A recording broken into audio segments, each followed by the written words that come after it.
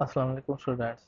आज के इस लेक्चर में हमने लास्ट टॉपिक डिस्कस करना है इस चैप्टर का, जो है हमारे पास परसेंटेज प्योरिटी। अब परसेंटेज प्योरिटी क्या है ये हम देखते हैं कि in the chemistry purity refer to the degree to which a substance is free from the impurities.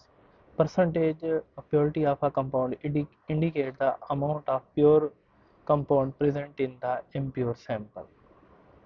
ये होगी यहाँ से यहाँ तक इसकी डेफिनेशन हमारे पास जो परसेंटेज प्योरिटी की है। अब परसेंटेज प्योरिटी का मतलब ये है कि कोई भी अगर हमारे पास फॉर एग्जांपल अगर हम कोई सोल्यूशन बना रहे हैं, सोल्यूशन में सल्यूट है या सॉल्वेंट है, तो उसमें कितनी हद तक जो हमारा सल्यूट है वो प्योर है या हमारा सॉल्वेंट है वो कितनी हद तक हमारे पास प्योर है, या कोई भी आगे हमारे पास मुख्तलिफ किस्म के केमिकल रिएक्शंस हो सकते हैं। जैसा कि अगर जो है ना यहाँ पे मैं सोडियम का रिएक्शन करवा दूँ क्लोराइड के साथ और यहाँ पे NaCl मैं बना दूँ, अब ये हमारा केमिकल रिएक्शन है।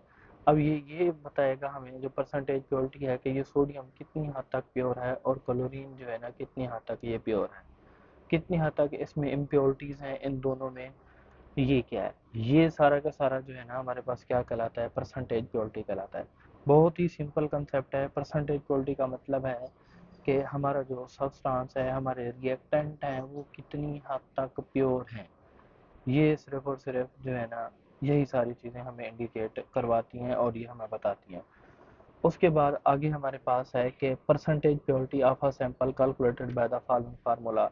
आगे उसने इसका फार्मूला दिया हुआ है कि परसेंटेज प्योरिटी को हम इस फार्मूले के ज़रिए कैलकुलेट कर सकते हैं। अब percentage purity is equal to mass of the pure sample divided by total mass of the impure sample, multiply हम किससे कर देंगे, 100 से कर देंगे। तो यहाँ पे हम परसेंटेज ऑफ प्योरिटी को मालूम कर लेंगे कि जो हमारा सैंपल है वो कितनी हद तक प्योर है और कितनी हद तक जो है ना इम्प्योर है।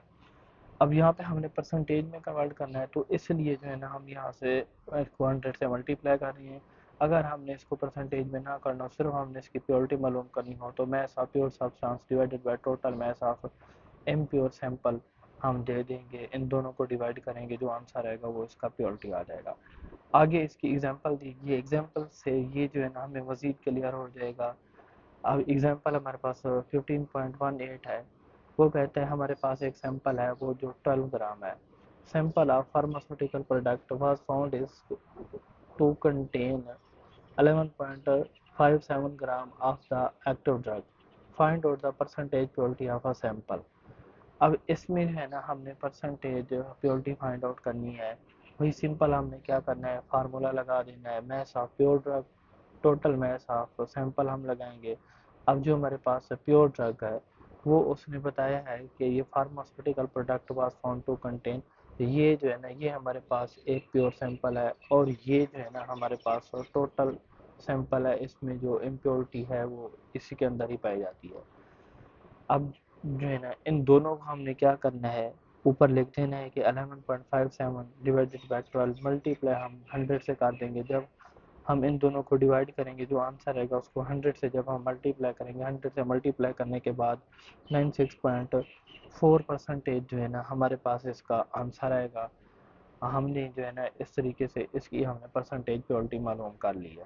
लास्ट में फिर मैं आप लोगों को रिमाइंड करवाता रहूँ कि हमारे पास परसेंटेज प्योरिटी क्या है, कि कोई भी हमारे पास केमिकल रिएक्शन है उसके अंदर कितनी हद तक जो सब्सटेंस हैं वो प्योर हैं और कितनी हद तक उसमें इम्प्योरिटी पाई जाती है।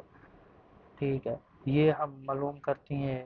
प्योरिटी मालूम करने के लिए कोई भी हम केमिकल रिएक्शन करवाते हैं, उसके बाद जो हमारा प्रोडक्ट बनता है उसको भी जो है ना हम उसकी प्योरिटी मालूम करने के लिए, परसेंटेज प्योरिटी मालूम करने के लिए फिर हम ये फार्मूला इसके ऊपर लगाते हैं।